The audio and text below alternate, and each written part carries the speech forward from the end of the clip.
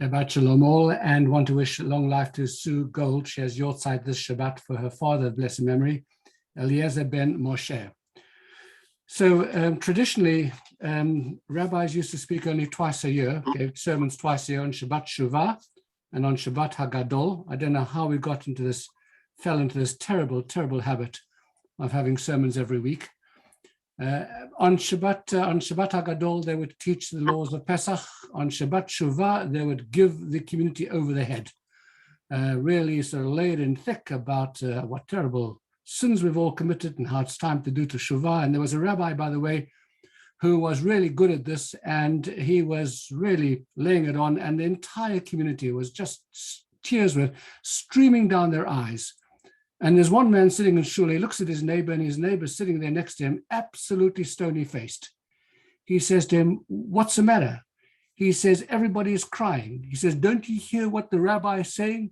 Can't you hear these beautiful words, the way he's touching our souls?"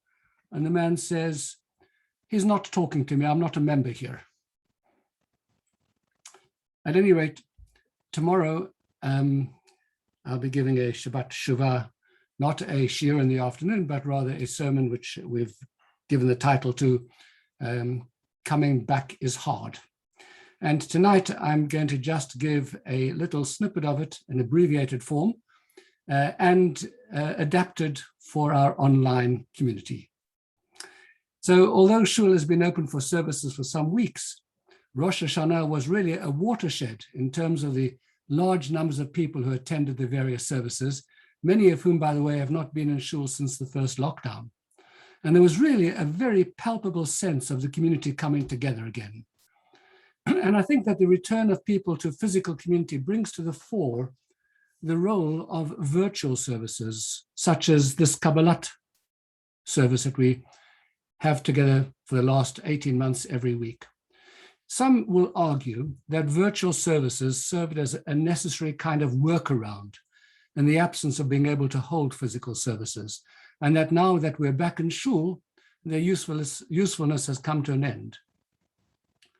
I would say and argue that over a period of time, these services have actually morphed into a form of community connection that has a value in its own right, and not only for those who are either not able or are cautious about attending physical services.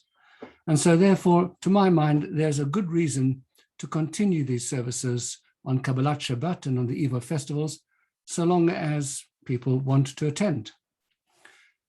But as we all know, for all of their value, they cannot entirely replace or substitute for physical community, because many of the practices and observances of Judaism are dependent on a communal, physical communal context.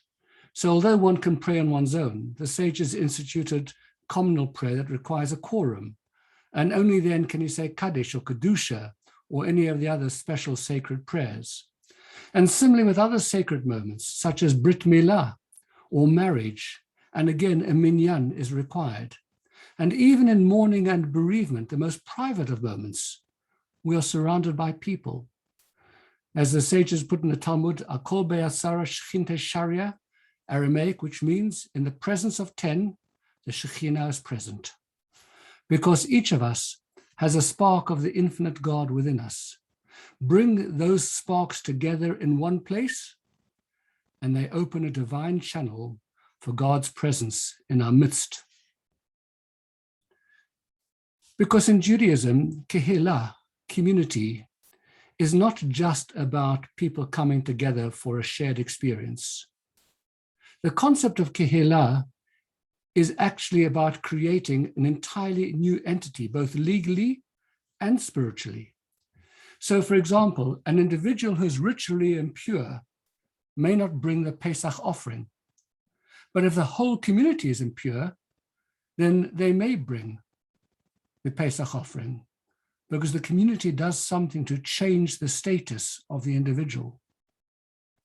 And community can achieve what an individual can't in spiritual terms on their own, even in matters as serious as destiny. So the Talmud says that a sentence that is passed on an individual, once it is nichtam, once it is sealed, it can't be undone. but a sentence that is passed on the whole community, even if it has been sealed, can be overturned, because the power of Kehillah, the power of community, is more than the sum of its parts. Perhaps the most inspiring description of Kehillah and its importance is to be found in the words spoken by a Beth Din, a court of law, to a potential convert, as stated in the Talmud.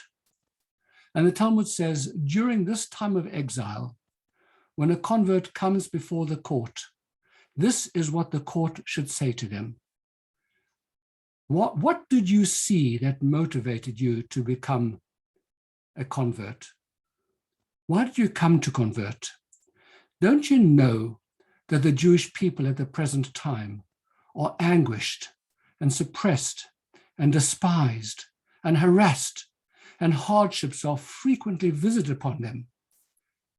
And if the convert says, yes, I know, and although I am unworthy of joining the Jewish people and sharing in their sorrow, I nevertheless desire to do so. And then the court accepts him immediately to begin the conversion process. And what we see in this declaration, this passage in the Talmud, is that identifying with and belonging to Kehillat Yisrael takes precedence even over knowledge of practical observances. All of that can come later, but belonging is of the essence. Here's a story. A Jew in the shtetl was concerned that his son was drifting away and distancing himself from the community. So he brought him to the Rebbe for the Rebbe's advice and guidance and counseling. It was a cold winter's evening, and there was a coal fire burning in the grate. As the father finished explaining the problem, the rabbi absent-mindedly poked at the coals with a fire iron. Now the coals had settled down into glowing embers, and he flicked a piece of coal and detached it from the body of the heat, and it very quickly lost its glow.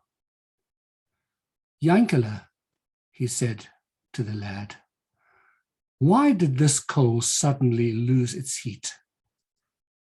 And the boy responded, because it was separated from the other coals, Rebbe. Yes, said the Rebbe. When a Jew distances himself from the warmth and the glow of the community, it doesn't take very long before his fire goes out. So seeing each other on Zoom every Friday night is really wonderful, and it lifts the spirits. And Elias helped to lift our spirits throughout all of these months. But to keep the fire of Judaism alive, we have to be close to the hot coals. So let's keep saying Shabbat Shalom to each other over the ether. But when each of us is ready, let's also come back to Shul and to all the other communal activities that do such an incredible job at keeping us warm. Shabbat Shalom.